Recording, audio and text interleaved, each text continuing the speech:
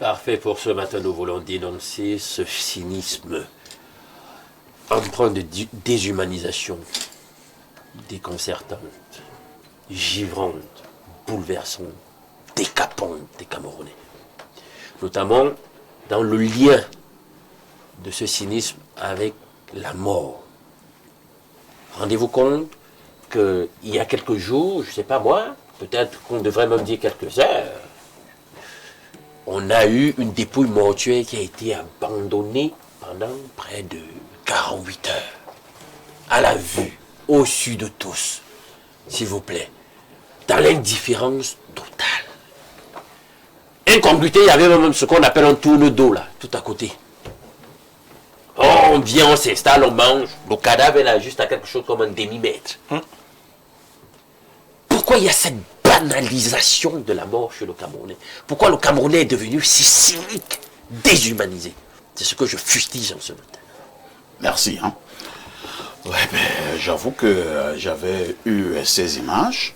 Quelqu'un m'a envoyé ces images-là. Et comme vous venez de le relever, Alain, il y avait justement pratiquement 1 mètre de là, ce que nous appelons vulgairement tourne-dos. Pour ceux qui nous regardent en Côte d'Ivoire ou bien au Bangladesh, les tourne-dos au Cameroun, c'est cette espèce de restaurant de rue. C'est-à-dire que vous vous asseyez là, les autres appellent ça des cafétérias. On vous fait la fête visite. 2 œufs spaghettis avec du pain. On mélange avec le haricot, vous mangez. On peut vous faire une tasse de lait, une tasse de café, l'avocat, ainsi de suite. C'est ce qu'on appelle ici au Cameroun tourne-dos. Habituellement, c'est à côté des rues. Et les gens mangeaient, et à 1 mètre de là, il y avait un cadavre. Et personne ne s'en occupait. J'avoue quand même que je me suis posé des questions. Mais il s'agit de quoi, François? Quel cynisme? Pourquoi le Camerounais est arrivé à banaliser aussi la mort? Ah oui, ça c'est un problème sérieux, mais je voudrais peut-être que l'on nous dise, est-ce que c'est quelqu'un qui venait manger à cet endroit, ou bien on est venu déposer le corps, ou bien c'est quelqu'un qui était du quartier. Si on avait beaucoup plus d'informations là-dessus, on pourrait peut-être dire plus. Mais si la personne est tombée de nuit. Oui. Bon, il faut quand même dire que ce qu'on décrit là ce matin n'est pas une nouveauté. Vous êtes même dans un taxi, quelqu'un est malaise, vous voyez des autres, chacun descend, il prend un autre taxi, il continue. Ouais. Oui. Comme si les reines étaient là. Et pourtant, nous avons connu quand même ce pays où, même en passant, vous trouvez quelqu'un qui a un malaise au bord de la route, vous arrêtez, vous l'amenez à l'hôpital. Tout à fait. Mais il faut dire que les autorités ont une part dans cette affaire.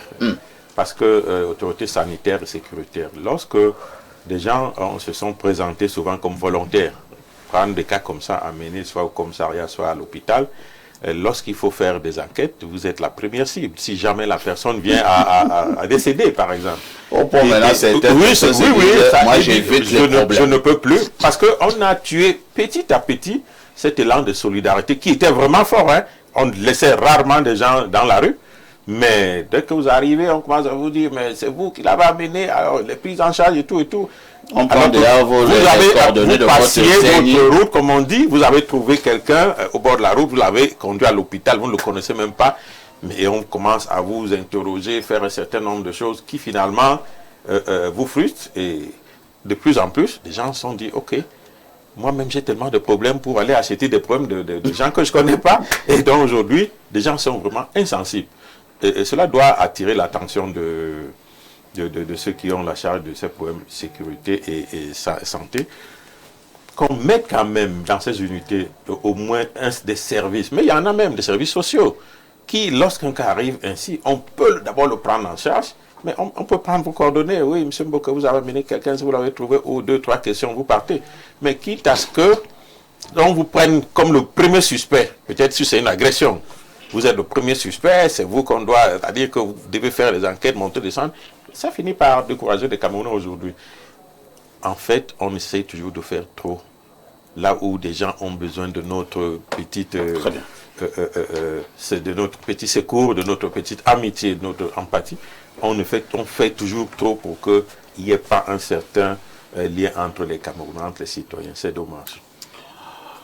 À une époque, Rodrigue, si vous étiez même à Lac-Sous-Loup, vous voyez un monsieur qui visiblement était en panne. Il a ouvert le capot de sa voiture, la fumée sort de partout. Vous garez. Par moment, vous voyez aussi un autre qui a eu crevaison. Peut-être il n'a pas de cric. Peut-être vous pouvez l'aider avec votre cric. Il y avait une espèce de solidarité dans ce pays. Moi, je parle encore là des voitures. Nous avons poussé le bouchon plus loin.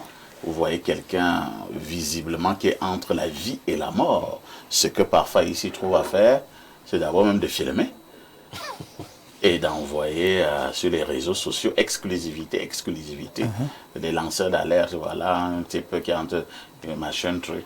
Alors, pourquoi les Camerounais sont arrivés à ce niveau? Pourquoi on banalise si la mort? Parfait. Le sujet est tellement important parce que j'ai regardé ces images sur les réseaux sociaux il y a quelques jours. C'était des images totalement surréalistes. Je voudrais dire choquantes. À peine croyables. Comment quelqu'un fait pour trouver l'appétit? À côté d'un cadavre. Manger sereinement. Il demande qu'on ajoute le piment. Mais c'est... Je dis que... Mais, je ne sais pas ce que nous devenons. Le problème que vous posez, c'est généralisé. Au-delà du cadavre, mais allez dans certains hôpitaux. Trouvez l'argent avant d'aller à l'hôpital. Sinon, vous mourrez. Trouvez l'argent. Parce que vous n'avez pas d'argent sur vous, eh bien, vous n'allez pas stopper les séances de manicure et pédicure. De l'infirmière. De l'infirmière et du personnel que vous allez trouver là. Pendant que vous agonisez votre vie, elle ne vaut rien du tout, elle ne représente absolument rien du tout. Mais qu'est-ce qu'on ne banalise pas? Tout un bébé disparaît dans un hôpital. Les gens pensent que c'est un non-événement. Quelqu'un meurt dans un hôpital dans des conditions vraiment ténébreuses. Bon, on estime que ça ne vaut pas le coup d'en parler. Hein? Et puis, des erreurs médicales peuvent faire l'objet d'un débat banal. Vous voyez un tout petit peu. Il y a des cas, bon, quand vous arrivez au niveau de Lac-Sous-Loup, c'est aussi vrai que là, on peut nuancer parce que il y a des cas de bandits. Il y a aussi des bandits. C'est-à-dire que quelqu'un joue les malheureux là dans un bosquet, alors que là, c'est déjà l'embuscade. Vous voyez un tout petit peu. Mais il y a des cas flagrants de détresse. C'est-à-dire que vous sentez que quelqu'un est en difficulté. Quelqu'un est là, a vraiment besoin de secours, mais il n'y a pas d'assistance. Je pense que c'est un profond travail de sensibilisation à faire. Il faut qu'on éduque les Camerounais. C'est une affaire des églises, c'est une affaire des écoles, c'est une affaire des familles, mais il faut aussi une petite dose de répression. Là aussi, parce que vous avez des lois qui parlent de non-assistance à personne en danger. Donc, je crois que lorsque on parle d'une menace, de la menace d'une vie humaine, mais si on identifie tout autour des personnes qui n'ont rien fait pour empêcher que le pire puisse arriver, mais on les punit. Quand on parle de féminicide, mais vous ne pouvez pas voir un monsieur qui est fondamentalement mal élevé, mal éduqué, tape sur la femme tous les jours. Et vous vous dites que c'est ce qui se passe tous les jours ici. Nous, on est bien habitués à ces cris. Ou un tout petit peu, il n'y a personne pour dire à ce monsieur-là qu'il faut faire attention. C'est vrai qu'entre les conseils et l'arbre, on ne met pas le doigt. Là aussi, c'est un autre aspect très complexe. Mais maltraitance d'un être humain jusqu'à donner la mort, mais ce sont des choses qui ne doivent pas se passer devant les gens. Devant les gens et qui ne font rien pour empêcher que le pire ne puisse arriver. Jules Brice Gaba, restons un peu à l'hôpital. Hein. Je me disais que quand j'étais petit, que l'hôpital était le meilleur endroit où on pouvait avoir pitié des gens. je me rends compte que progressivement, plus je grandis, plus je me rends compte que l'hôpital, version Cameroun, est devenu un endroit où c'est plus facile de trouver la mort. Parfois, si vous restez chez vous, vous pouvez encore tenir quelques jours. Mais si on vous amène à l'hôpital, votre espérance de vie ne tient plus qu'à un fil. Votre pronostic vital est engagé. Et il m'arrive, Jules, d'arriver dans certains de nos hôpitaux. Un monsieur est venu se soigner. Il est mort parce qu'il n'y avait pas de moyens. On le fait coucher à la véranda. On le fait coucher à la véranda de l'hôpital. Il est là, comme une mouche. D'autres sont couchés là, en plein cours de l'hôpital. Vous demandez, mais il y a quoi? Aka, il est mort. Quelqu'un dit, Aka, il est mort. Attends, oui. Vous avez vu ça où? Oui, c'est vrai que l'aspect auquel vous faites allusion est un aspect très important. J'en viens. Mais je voulais coller un mot au premier volet de cette intervention de mes copanélistes, notamment le côté déshumanisation, non prise en charge, ouais. Mais la responsabilité, au-delà de celle attribuée aux citoyens lambda, la responsabilité peut être également celle des municipalités. Je rejoins donc le propos de François qui parlait d'un certain type d'autorité.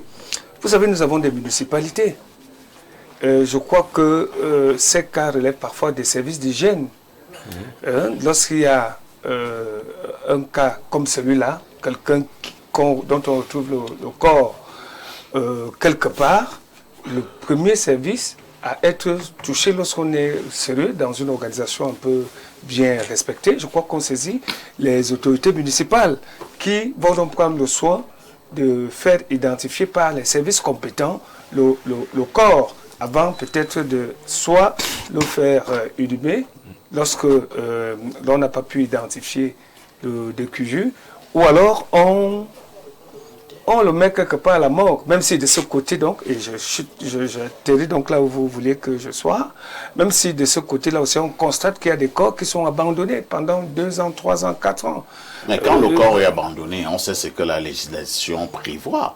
Vous avez fait allusion tout à l'heure aux mairies. Je pense que c'est encore du ressort de ces mairies-là. Oui. La mairie des villes, ainsi de suite. Oui, on sait ce qu'il y a lieu de faire. Oui, mais c'est celui qui est abandonné dans la rue qui est un danger. Oui, le danger, c'est celui qui est abandonné. Vous sentiez offusqué de savoir que les gens pouvaient manger à côté d'un cadavre. Et je crois que c'était l'objet de la dénonciation d'Alain Duc. C'est très anormal. C'est très anormal que l'on en soit à ce niveau, mais ça rejoint encore la compétence des services communaux, parce que le tourne d'eau a souvent, je crois, on leur accorde l'autorisation temporaire de la voie publique. Et lorsque c'est comme ça, on peut te retirer cette autorisation parce que tu n'as pas eu à prendre des dispositions. Ceux qui viennent manger sont en danger. On ne sait pas si le corps de celui-là est la conséquence d'une maladie, d'une épidémie. Voilà qu'on parle d'Ebola. De l'autre côté de la RDC, peut-être que c'est quelqu'un qui nous amène cet Ebola-là et puis les gens se mettent à consommer. Maintenant, à l'hôpital, vous avez évoqué quelque chose d'assez important. On laisse des corps, on s'en fout, vous arrivez, vous n'êtes pas malade, mais on ne vous prend pas en charge. C'est vrai que le ministre de la Santé publique, en son temps, a dit qu'il fallait humaniser les soins dans les hôpitaux, mais cela a été fait? J'en viens. La réalité n'est pas... Vous voulez qu'on gagne en temps? Oui, la réalité... la réalité n'est pas celle-là. La réalité n'est malheureusement pas celle-là. Et ça rejoint aussi quelque chose. Est-ce que ceux qui sont dans ces hôpitaux, ils sont par vocation? Est-ce qu'ils y sont parce que ils cherchaient un emploi et puis ils ont reçu une certaine formation dans ce domaine et ils s'y mettent? Mais je crois que lorsqu'on a une vocation, on a reçu cette vocation, on a cette vocation, tant pour moi, à aider les gens, à prendre en charge les gens, on va le faire sans attendre des moyens. Mais en face, les responsables qui gèrent les hôpitaux retorquent en disant: si on prend en charge gratuitement 1, 2, 3, 4, je ne les défends pas. Hein. Vous êtes pourtant en train de les défendre. Non, je donne à l'opinion ce qu'ils révèlent souvent aussi. Parce que c'est contestable. Ils disent que dans un hôpital, je prends le Kamoy Chauda, il y a un hôpital de district à Oja. Si on prend, d'ailleurs c'est un hôpital de district qui est déjà dépassé pour un grand quartier comme Ozan, parce qu'il me semble très exigu et tout. Et on prend en charge 10, 20, 30 patients gratuitement. Est-ce que cet argument-là ne peut pas être brouté rapidement en touche? C'est Parce pas que quand tous vous les parlez jours du ministère de la Santé, vous avez à compter le nombre de gros cylindres au ministère de la Santé? Vous avez fait, vous êtes un peu amusé à compter? C'est-à-dire que les voitures de 60 millions, 70 millions, 80 millions, 100 millions.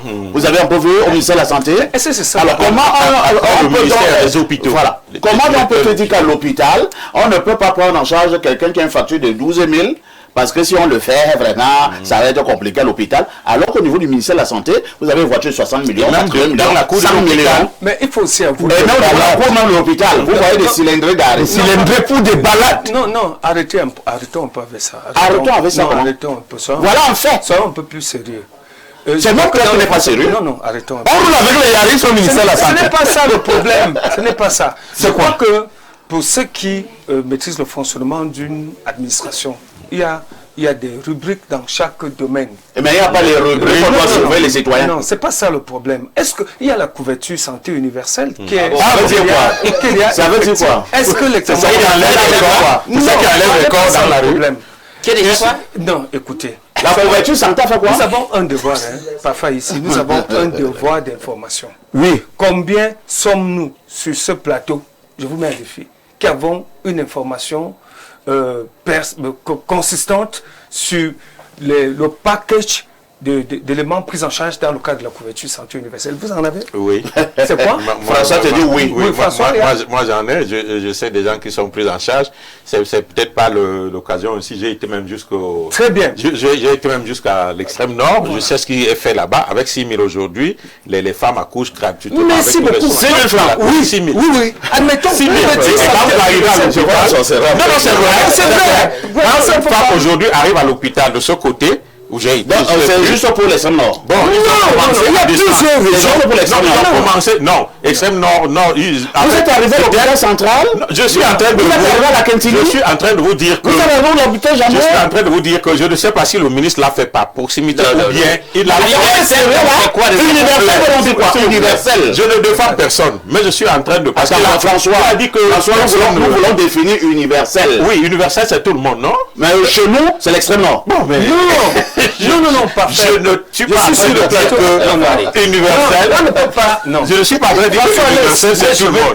J'étais en train de vouloir lui dire que je sais de quoi il parle, mais c'est encore insuffisant. C'est insuffisant. C'est pas encore insuffisant. C'est quelque part là, je sais pas voir dans un îlot là, quelque part en dessous d'insuffisant.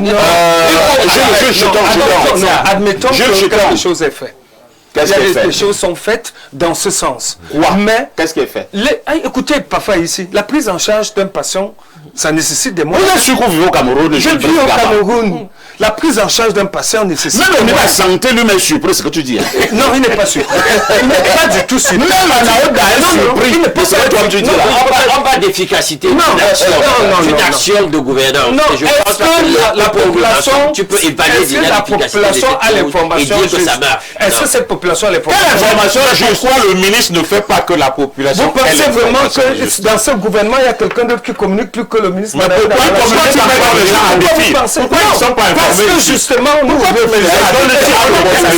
veut les résultats. Non, ils communiquent. Est-ce qu'on lui demande de communiquer? On veut les résultats. Et écoutez, bon, on veut les résultats. Où en est-on avec le paludisme? On veut les résultats. 0 à 5 ans, la gratuité. Papa, ici, on veut le résultat. Il n'y a pas de problème. Mais ce n'est pas lui qui officie à l'hôpital je ne sais pas moi, de Malmado. Mais chez le responsable sectoriel de... Non, il est responsable sectoriel. Ça veut dire qu'il a le don d'ubiquité, il est au ministère et il résout les problèmes. Il y a des responsables qui sont là-bas. On vous a compris, on va passer la parole à la Alain couverture santé universelle. Prenez les informations y afférentes. On va passer la parole à Alain Douker. Concernant ce sujet, on ne peut pas seulement se mettre à ce sujet quelque chose alors qu'on sait que des choses sont bel et bien d'abord qui devait déjà être depuis 2018. Mais tu vois, en 2026, tu fais comme si... Et ça ne marche même pas encore. Comment ça ne marche pas? Ça ne marche pas. pas encore. Qui dans votre famille a un carte? On est là quelque part dans le Nilo, qui dans votre famille, par contre dit que c'est insuffisant. C'est un grand qui dans votre famille dispose comment tu peux venir et parler de ça dans le sens propagandiste? Même la communication, c'est pas la propagande, c'est la réalité. Il y a la couverture santé universelle. Dites que Dans ce pays, si, vous parlez du Tchad ou bien du Cameroun? je parle du Cameroun. Bon, allez-y, allez. Je parle du Cameroun. Il faut financer la communication parce que Non. il communique donc Non. par rapport à ce Ça ne devrait pas être ça le problème. On revient à cette histoire du cynisme camerounais et de cette banalisation de la mort. Déjà, avant même d'épingler les municipalités, les amis, c'est d'abord les services de sécurité, la police, gendarmerie, qui sont les premières ayant un devoir de manifestation sur le terrain. Oui, parce que justement, il faut voir les circonstances de la mort. Est-ce que la personne est morte dans quelles circonstances? Est-ce que c'était une agression? Est-ce que ils ont leur ingénierie de scène de crime? Il y a un certain nombre de choses préalables à faire avant même que la municipalité ne soit interpellée. Non, ces forces de sécurité doivent faire leur travail. Est-ce qu'il a été empoisonné 117, vous connaissez les numéros, on les a appelés certainement. Elles ont réagi. Elles ont réagi. Pour qu'on conduise comme ça là, dans l'espace public, au vu au sud de tous, dans la totale indifférence, Vous avez près de appelé le 48 heures. sapeur-pompier aussi? Voilà, c'est bien, tout ça, ça rentre dans ce que je suis en train de dire. Hein? Elles ont réagi. Il faut déjà questionner ça. Après, les forces de sécurité. Maintenant, il y a un médecin qui doit venir sur le terrain, un médecin légiste. Parce que, justement, il faut dresser. Il y a des médecins légistes au Cameroun. Hein. C'est pour les grands. Et c'est pour certains encore. Vous pensez qu'un cordonnier qui meurt là, on va parler de médecins légistes. Moi, non, sois sérieux. Hein. À chaque fois que moi je vois un médecin légiste, c'est pour des grands corps. Absolument. Ah, il y en a des grands corps? Oui, bien entendu. Il y en a qui tu vas pas commencer ton cinéma. C'est pour ça que certains meurent d'autres décès. De toute façon, il y a des certificats médicaux de décès. Il faut que le professionnel en question vienne sur le terrain, voir, etc. Et tout ça. Puis maintenant, la municipalité peut donc maintenant intervenir par ses services spécialisés pour voir ce qu'il faut faire, est-ce qu'il faut envoyer à la morgue, etc. Et même le procureur de la République, en fonction de ce que les services de sécurité lui auront dit sur et le légiste, sur les supposées conditions de mort, etc. Est-ce qu'il faut intenter une action judiciaire et tout. Donc, tout le monde était interpellé, vous voyez la chaîne. Mais on est resté là près de parole. Merci Alain. Allons rapidement au niveau de la messagerie, pour voir ce qui est dit de ce côté. Bonjour Perfecto, j'ai l'impression que certains de tes panélistes se croient au Parlement du rire. Parle-t-on de notre Cameroun ou bien d'un pays imaginaire? À un moment donné, il faut arrêter de se foutre de la gueule des Camerounais. C'est Abel depuis Douala qui envoie ce message. Un autre message, bonjour à vous en studio et surtout à Perfecto, le lion de l'info. Par rapport à la dénonciation, le 1er octobre 2023, j'avais fait un accident de circulation sur la route d'Nkwaban en voiture. Je voyais les gens venir faire les vidéos et les selfies sur moi, alors que j'avais besoin d'aide emballé dans la carcasse. D'autres me fouillaient les poches et certains avaient même enlevé ma belle paire de tennis. Et triste, je vous épargne des micmacs. Une fois à l'hôpital, triste réalité, si tu n'as pas de l'argent, on ne te prend pas en charge.